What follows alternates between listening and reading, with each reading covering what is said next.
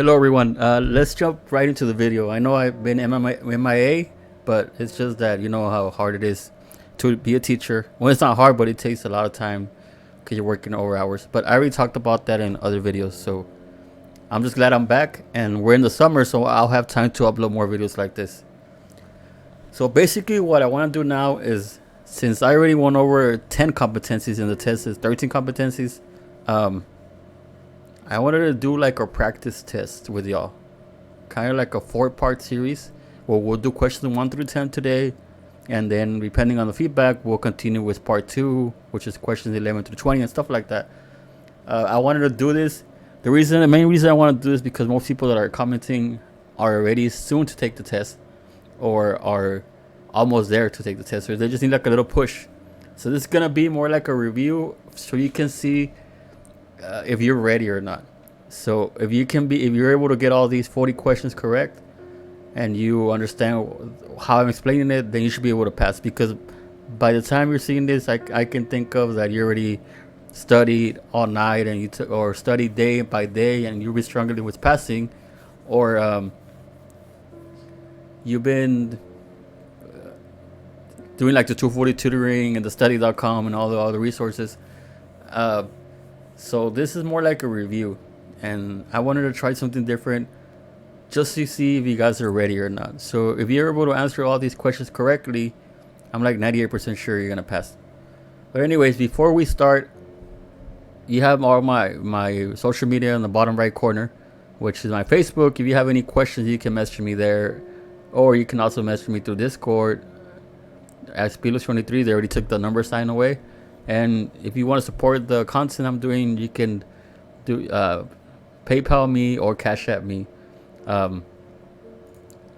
So that way, because I'm not really good at video editing software, so this is the way I'm doing the videos, and hopefully you all understand. But if y'all have any questions, make sure to comment down below.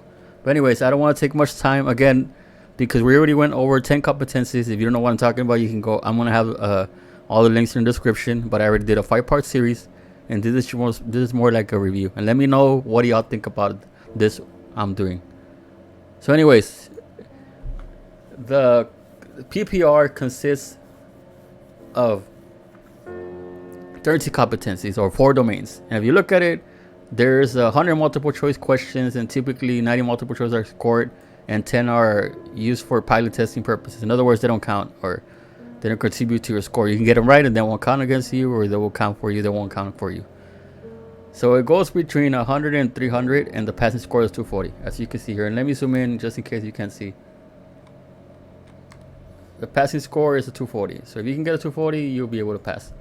And it's between 100 and 300.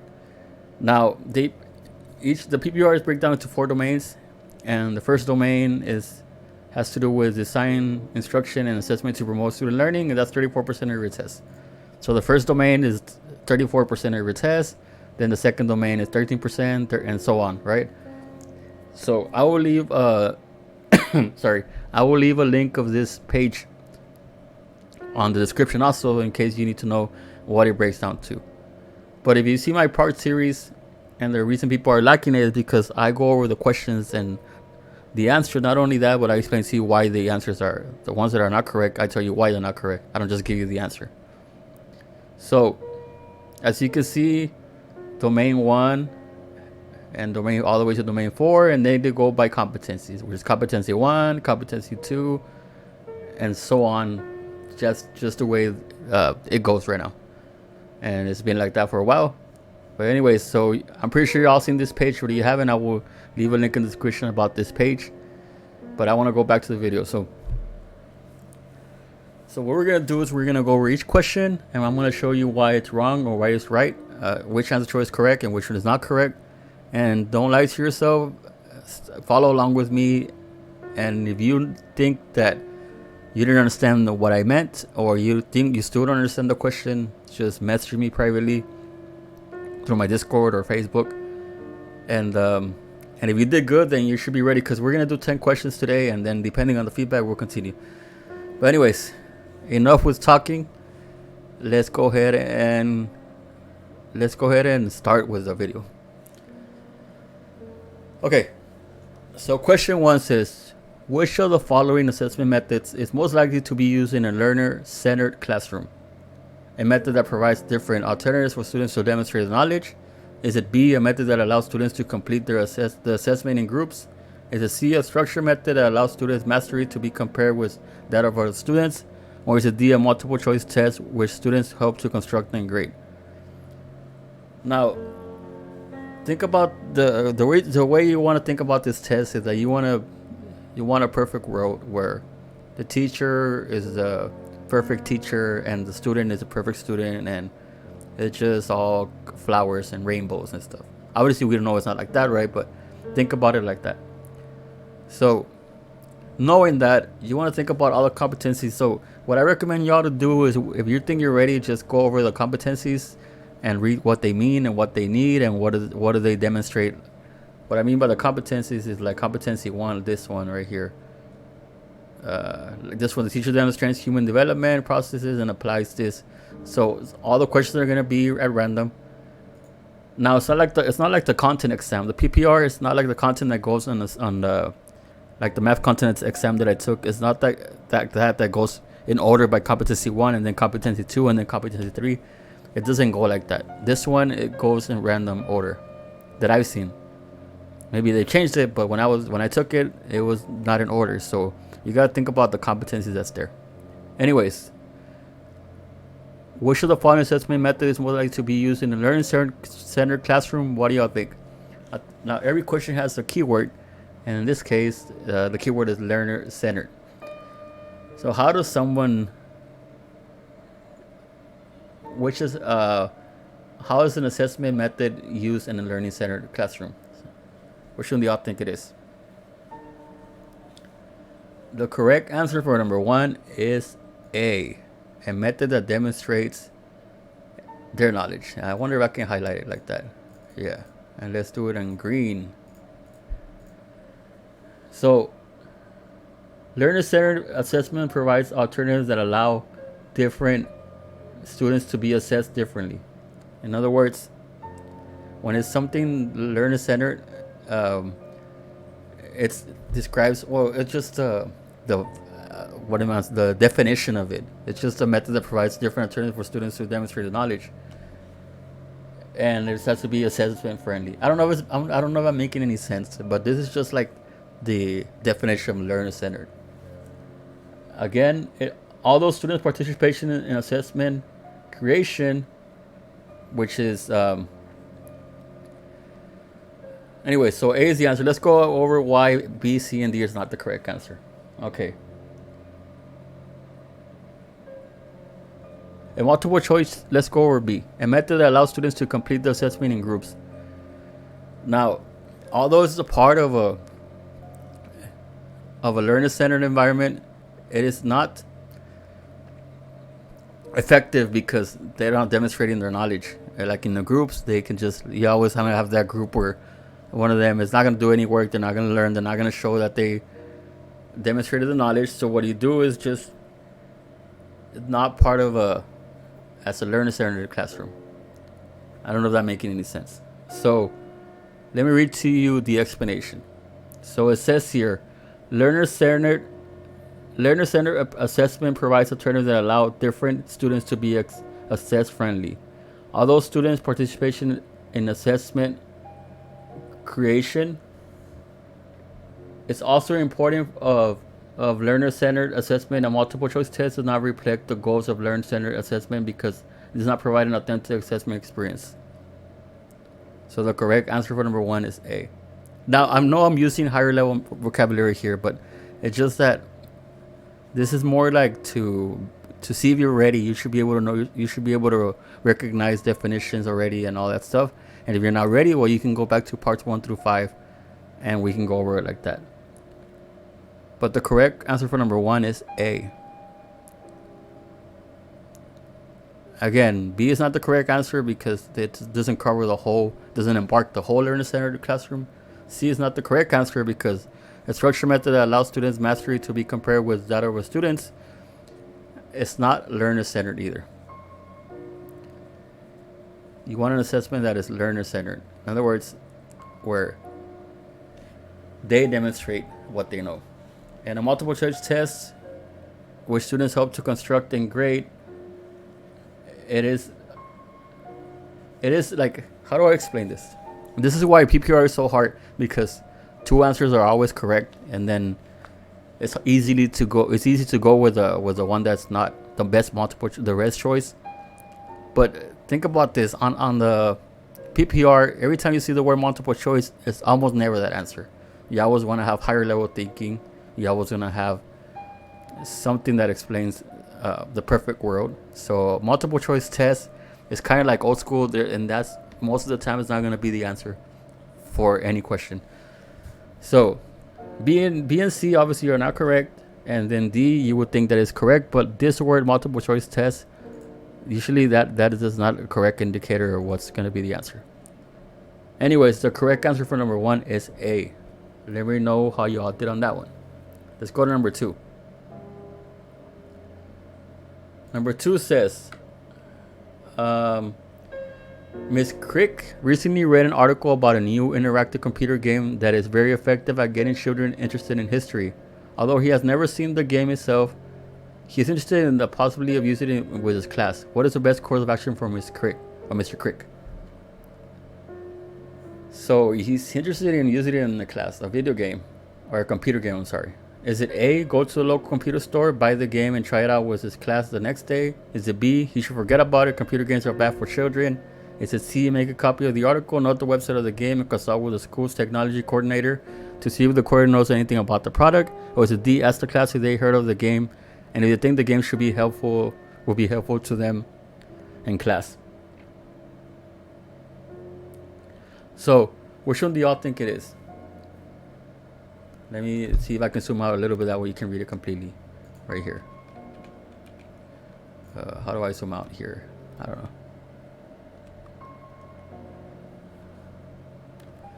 There, I think that's a little better. Oh, but I forgot to hide this one. I'll take it out. I'm sorry about that. So, what do you think the correct answer for number 2 is? Do you think it's A, B, C, or D? So again, don't lie to yourself. Think about this, and there's an obvious answer, but think about the answer. And if you got number 1 right, and you got number 2 right, then you'll see how you're doing in the test. Alright, the correct answer for number 2 is C. Might be a good idea, but it's the best to do a little research first and talk to the technology coordinator. Like, it's a good idea to talk about a video game and show it to the class.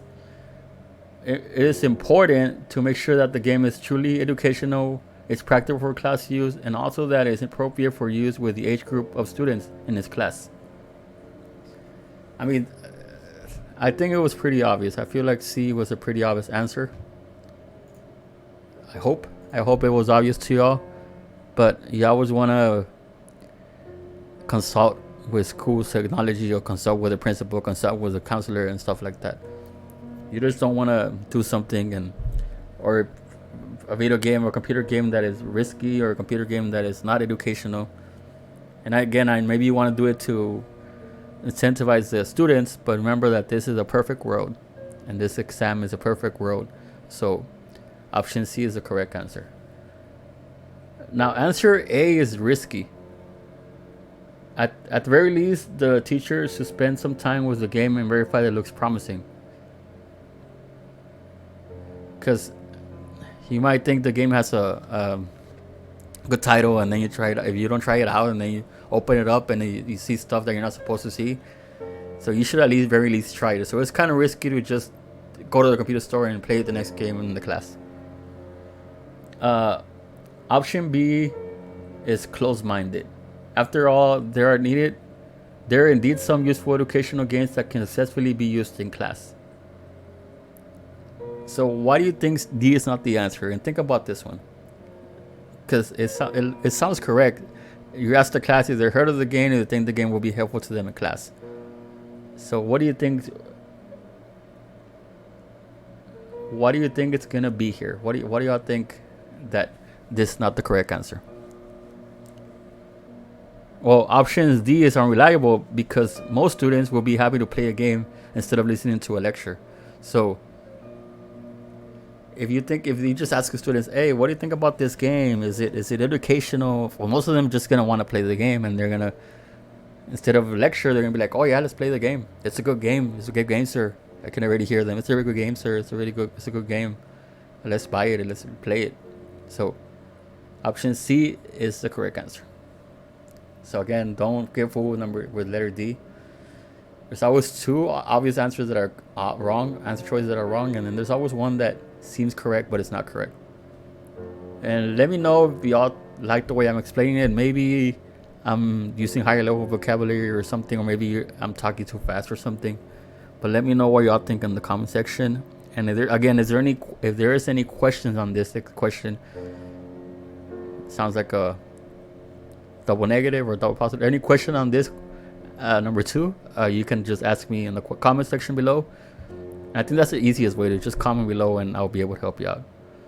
So let me know how y'all did with number 2 also. It was letter C. Let's go to number 3. Number 3 says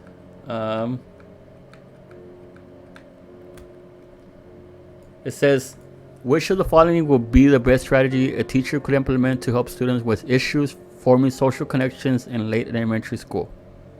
Now I guess the keyword here is social connections, and now highlight it in a different color. And again, every single question is gonna have like a keyword, and this one is social connections. And every single question is gonna have about 2 that are obvious that are wrong, and then one that's gonna be that is most likely true, but it's not completely true, or it's not the whole thing. It's just part of the whole answer. And yeah. So anyways, it says here, which of the following will be the best strategy a teacher could implement to help students with issues forming social connections in late elementary school? Is it A, role play asking questions about peers' interests? Is it B, encourage students to approach any group they want to be friends with? Is it C, assign students to work in group based on who the teacher thinks will get along? Or is it D, encourage students to start playing sports? Which one do y'all think it is? I'll give you 5 seconds to think about it.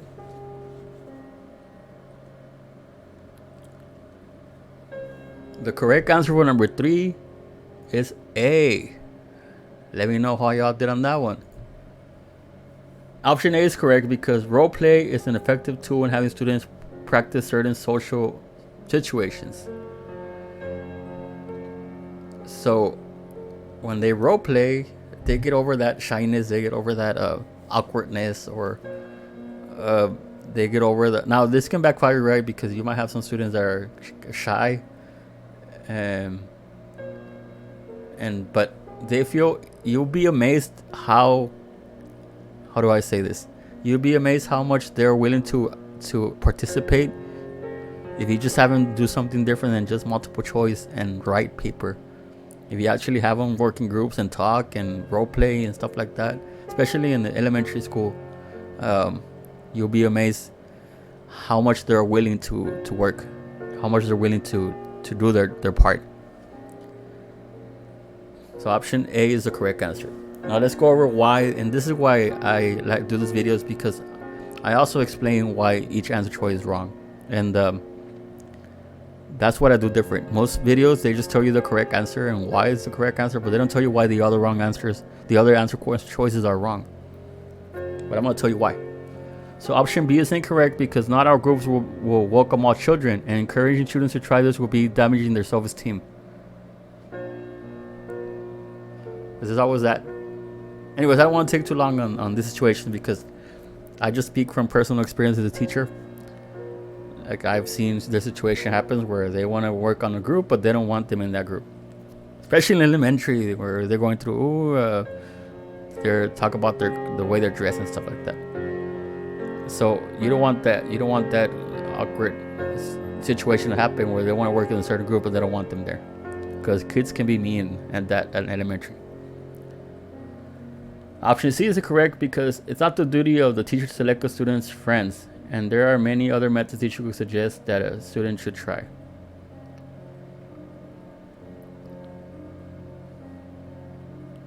Like, we don't decide who will be friends and stuff like that. That one is pretty obvious that it's not that one.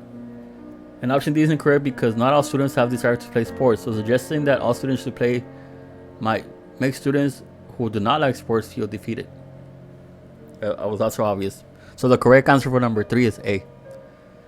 I hope because my mind works faster than my mouth and my brain, so I talk really fast. So hopefully you're understanding why these are the answers. So the correct answer for number 3 is A. So we're done with question 3. Let me know if y'all have any questions in the comment section below. Let's go to question 4. Question 4 is asking or is saying, where am I going? It says, each year Mr. Caldwell hosts a debating contest in his language arts class. He does not tell the students which side of the argument they will be debating is the day of the debate. So the students must be prepared to argue both sides. Which of the following best describes why this is a useful exercise? So they're debating, but they don't know if they're going to be on the argument or would they agree or would they disagree. So option A says, practicing argumentation helps promote students' growing sense of autonomy. Option B says, public speaking improves students' self-esteem and assertiveness. Option C says, referring to arguable sides of the debate develops students' higher order thinking skills by promoting awareness on competing viewpoints. And option D says, researching both sides of the argument develops students' organization skills. Now, this is an easy answer because every time you see the word higher order thinking, that just like gives it away, because that's the part of the Bloom taxonomy. If you don't know what that is, then you should study the vocabulary before you actually go over this, and you can go over the other competencies of the parts. But that's just like a dead giveaway, the higher order thinking. It's like, you see that, you got most of them. If you're not sure between each answer and you see this word, most of the time it's going to be that one. I'm not saying if you see that word, just click that answer. Obviously, read if it makes sense. But if you're stuck between two choices, I would go with that one. So, preparing to argue both sides of the debate develops higher order thinking skills by promoting students' awareness of competing viewpoints. So the correct answer for number 4 is C. Okay. While organization skills, which is letter D, self-confidence and autonomy all grow during the middle school years, this exercise is most useful for fostering students' growing awareness of multiple viewpoints. So,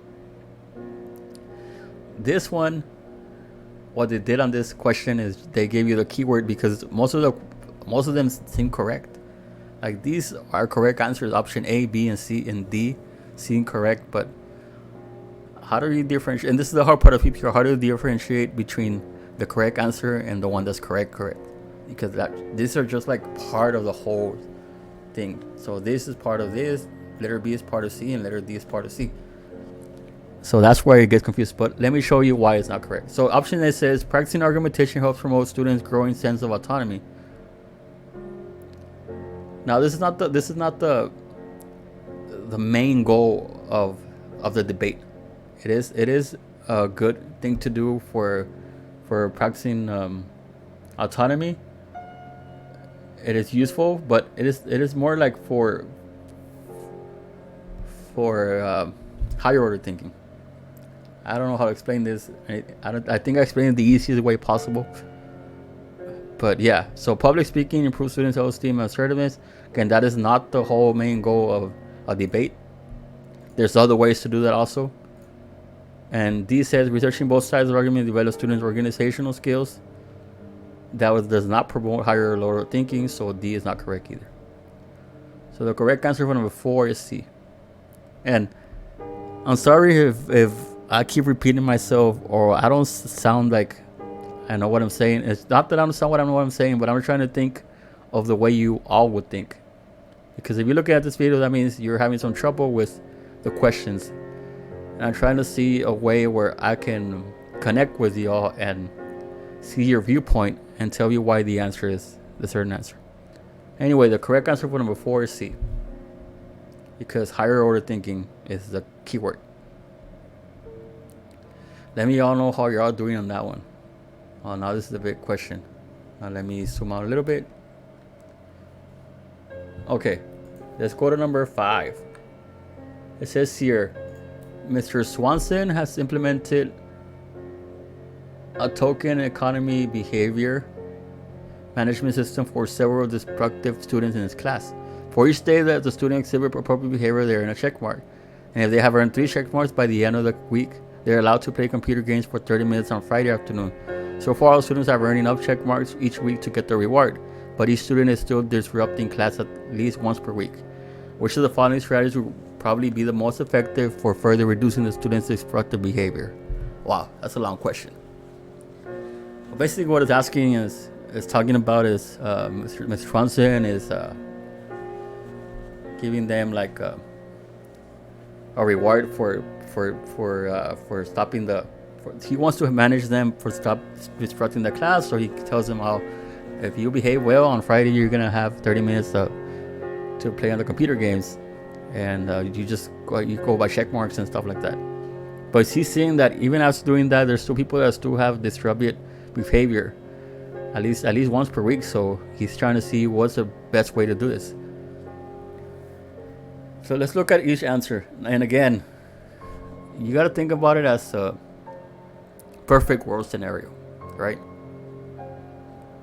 The easiest thing to think about is, well, they're not behaving and active security not working. Let's do something else, or let's punish them, or let's do this. But again, this is the perfect world with rainbows and butterflies.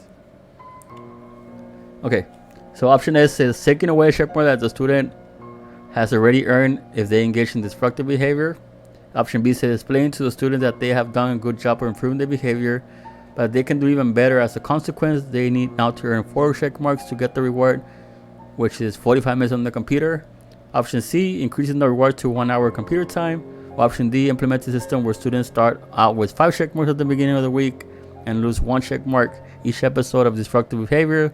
Students who still have 5 check marks at the end of the week earn 30 minutes of computer time. Wow. So which one do y'all think it is? Think about it. The correct answer for number 5 is letter B, as in boy. The most effective strategy for Ms. Swanson to use will be to explain to the student that they have done a good job of improving their behavior, but they can still even better.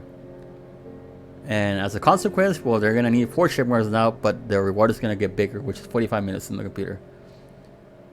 This one has several advantages over the other ones. So all these answers are not technically wrong, but this one has advantages over the other one.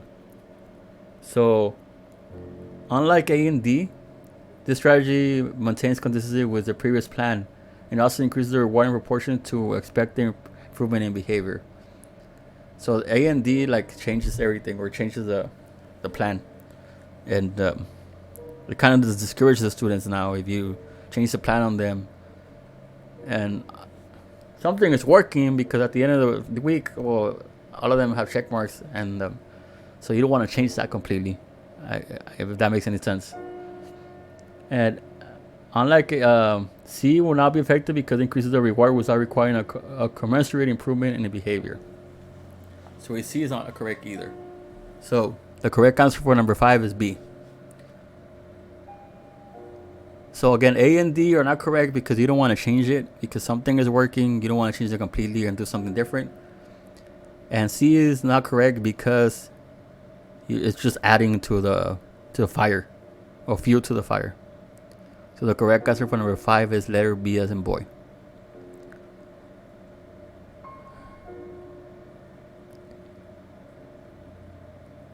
Now, most of the answer choices, or the answers that are correct that I saw in the PPR, they do have this keyword, which is, hey, you're doing a good job, but you can do even better by doing this. Like first you start with the praise, and you're like let's say there's a scenario where your student is misbehaving and you're going to talk to the parents.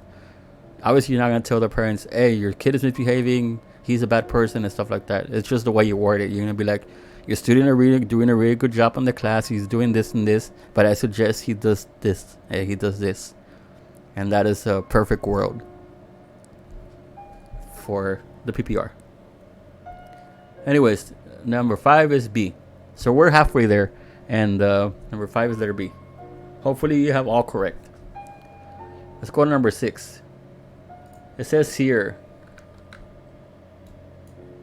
which teacher characteristics will best help facilitate student cooperation in the classroom? So cooperation. Is it rigid military style discipline? Is it consistency in how rules are enforced? Is it a playful, loving approach even when rules are broken? Or is it ignore misbehavior so that students will see that they can't get to you? Now, you'll be surprised that there are questions like this on the PPR where it's obvious which is the answer, right? Like, you don't want to ignore this behavior. You don't want to promote where rules are broken. And you don't want to use military style discipline either. Because again, this is the perfect world. So the answer for number 6 is B. And I think this one is self-explanatory. Why? And you'll be surprised that some of them are just like given. Like this one is pretty obvious. And I think that explanation just sums it up. But let me read to you what I wrote here in my notes. So it says here, when a teacher is consistent in how she runs her classroom, the students will more likely quickly understand the rules and will also recognize that the rules apply equally to everyone. Option A can work in some classrooms, but some students will find it to be too intense. Option C will lead to the students taking advantage of the teacher and misbehaving even more. And option D is likely to cause chaos, which will not be wise to let the students get a rise out of you. The teacher should always react so that it will be clear that misbehavior is not tolerated. So this is a freebie. Number 6 is B, as in boy. So hopefully you have a 60 right now. Out of the 10 questions, you already have 6 correct. So option number 6 is B, as in boy. Maybe I should have done a different question because this one is too easy. But I think the PPR, if I remember correctly, it had some questions that were obvious, like this one. Anyways, let's go on to number 7. And let me know what y'all think so far. Number 7 says, a teacher is working on improving organizational skills with her students. Part of what she does is allow 5 minutes of time at the end of every class for students to record what they were working on carefully in their notebooks and update their student planners with any homework or test information. How does it likely to promote student learning and achievement within her classroom? I don't know why I put this in bold. How does this likely promote student learning and achievement within your classroom? You think it's A, it conveys a reflection that students will be held accountable while in classroom? Is it B, it helps to make students aware of which skill they need more important? Is it C, it helps teach important life skills that will hopefully lead to increased academic success? Or is it D, it demonstrates to her students that her classroom is a place where they should feel safe to learn? And this is supposed to be aware. It helps to make students aware of which skill they need more improvement. Which one do y'all think it is? The correct answer for number 7 is C, as in cat. So allowing students time at the end of class to organize and secure their belongings is a great way to teach and model proper organizational skill for students.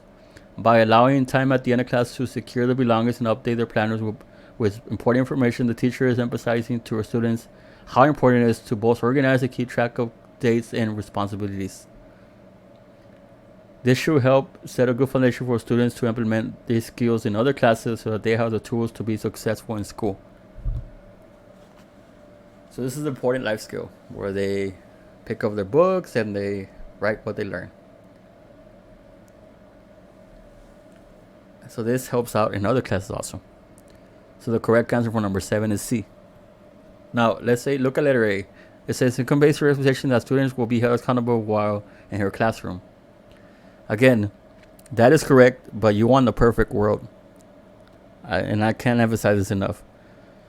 You want a perfect world where you don't threaten the students, or obviously you don't want to threaten the students, right? But you don't want to see like there's a consequence, or like hey, I'm watching out for you, or stuff like that. So option A is not correct. Option B says it helps to make students aware of which skill they need more improvement. Now that is not correct either, because they're just writing on what the recording on what they learn. And obviously they're not going to put, I didn't understand this or that. Like, you can't expect them to be like, especially if you have plans to read them, they're not gonna want to be like, oh, I didn't understand this or this. So that is not the main purpose. And letter D says, a demonstrator or a student that your classroom is a place where they should feel safe to learn. Now, there's other ways, more effective ways to do that than just writing a journal and recording this of what they learn. So the correct answer for number 7 is C. Hopefully you have a 70 so far, but that's the correct answer for number 7. Let's look at number 8. Number 8 says, which of the following is the best step to address the concerns of parents who feel the children is being assigned too much homework in the class? Whoa. And I have had this problem before, where teachers think the students tell me that the parents says that I have assigning too much homework. So is it A, explain the merits of completing homework on time and have data ready to present to the parents? Is it B, listen to the parents' worries, explain the study skills that are taught, and establish a plan to assist the student? Is it C, ask the parents how much time it takes students to complete their homework every day? Or is it D, ask a counselor to work with the student to help them learn how to better do the homework? Now, this one has two ones that are correct, that look correct, right? But one of them is the correct answer. Which one do y'all think is for number 8? The correct answer for number 8 is B as in boy. Hopefully you're all doing good on this one. So parents need opportunities to express their concerns when something is not working for their child in a classroom. Teachers should strive to be empathetic to parent concerns and attempt to work out resolutions to problems that can work for all involved. Explaining why homework is important and providing data to the parents likely will not make a difference in the stresses they're experiencing at home with their child. Asking their parents how long it takes their students to complete homework will likely come up in a conversation, but the question itself does not work to address the problem that the family is experiencing. And a counselor could be a useful tool to help the students next if the strategy the parents and teachers discuss prove to be ineffective.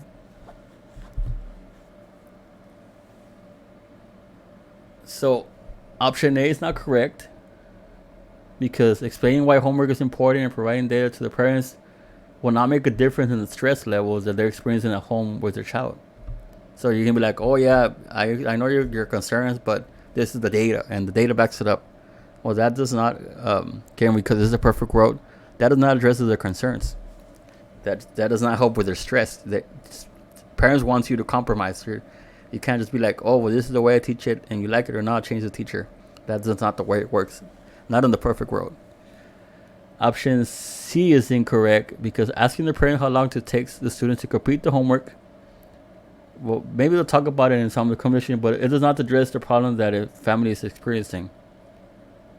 Because that is not fixing anything. Just by asking them doesn't fix anything. And option D is not correct, because asking the counselor will be like a good idea if you see that it's not working after you tried something. Because if you go to the counselor, she's going to be like, well, what did you do to address the situation? Did it work? Did it not work? So option D is not correct. And I thought maybe this one would be correct, because it's talking about asking a counselor, like kind of the other one asked the technology director. But this one is more like to a parent-teacher connection. The counselor will be like the last resort after you tried something, it didn't work. So the correct answer for number 8 is B as in boy. Hopefully you have an 80 on this one. And again, sorry if I talk too much. I'm just trying to help you all out as much as possible. Let's go to number 9. So it says here, where am I doing? Okay. It says here, a science teacher wants to allow the students to investigate which parts of the school have the most bacteria. He splits the students into groups to have them brainstorm what they should test for bacteria and how they should report their findings. Which of the following is the most important reason for having students brainstorm how to do this investigation? Is it A, it assists the students in determining what they still need to learn to conduct the experiment? Is it B, it allows the students to form positive relationships with their peers in the classroom? Is it C, it helps the teacher determine which students understand the purpose of the experiment and which students need more assistance?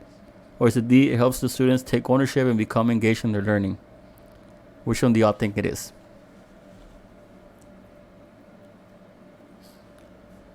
The correct answer for number 9 is D as in dog. Let me read you my notes.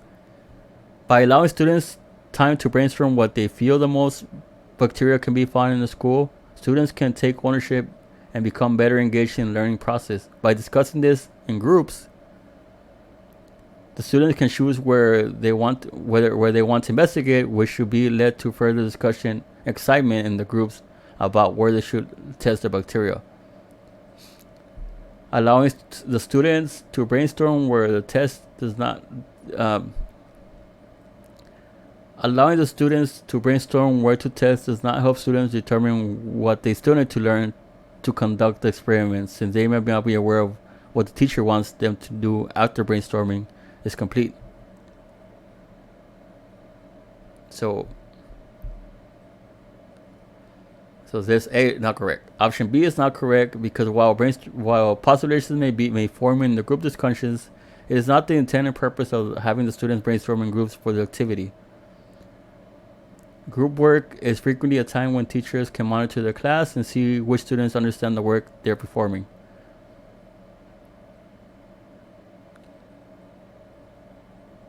This is not necessarily the case in group brainstorming sections. Some students might be quieter than others while brainstorming but still understand the purpose of the assignment. So, option C is not correct either because some people are just quiet, and that doesn't mean they don't understand. It's just that they're shy and quieter than others because they're more focused or they don't want to talk or stuff like that. So the correct answer for number 9 is D as in dogs. Let me know how y'all did in number 9.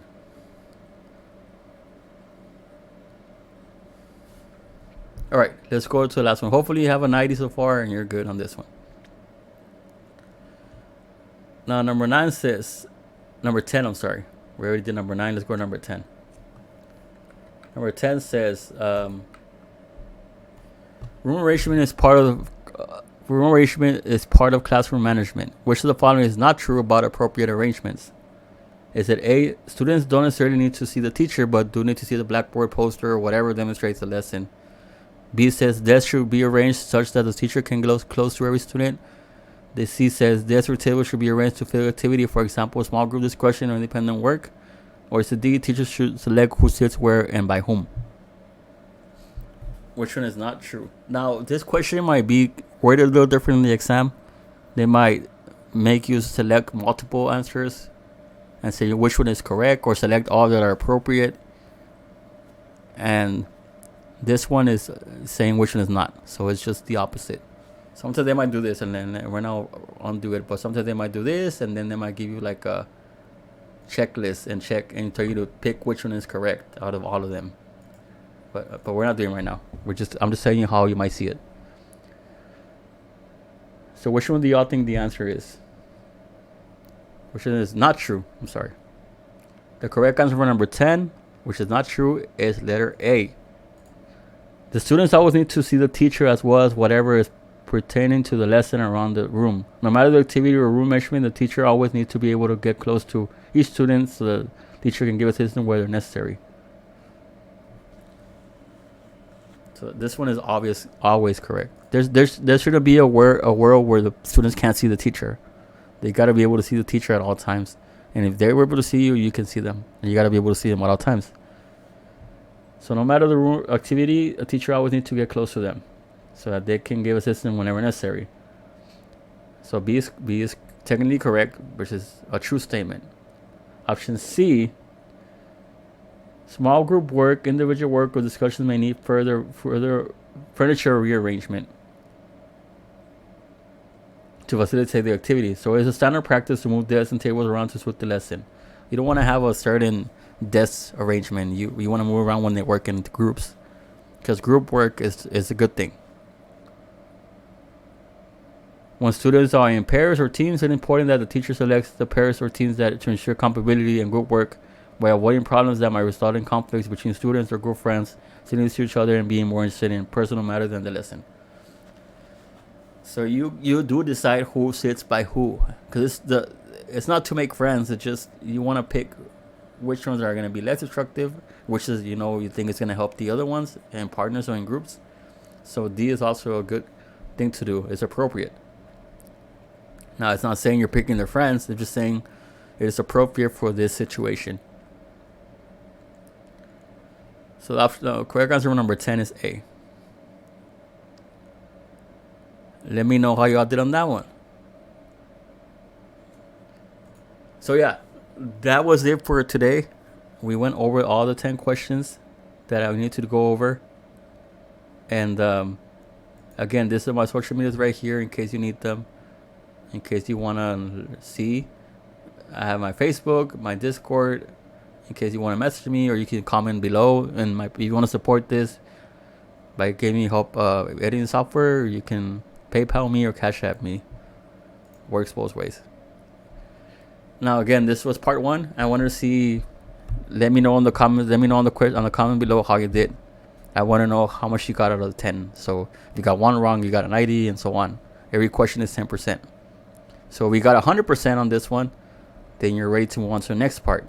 If there's at any moment something you didn't understand, feel free to comment down below and let me know. But I hope it helped you all out with this one. And again, it will be greatly appreciated, and it's free if you just subscribe and leave a comment and like this video. It doesn't cost anything to subscribe to my YouTube channel, and I'm really close to getting monetized. As far as having memberships and stuff, you need 500 subscribers. I'm at 370 at the moment of recording this video, and y'all can help me reach my goal. So anyways, that is going to be it for the video. Let me know if y'all have any questions on the comments below, and I'll see you on the next one. Peace.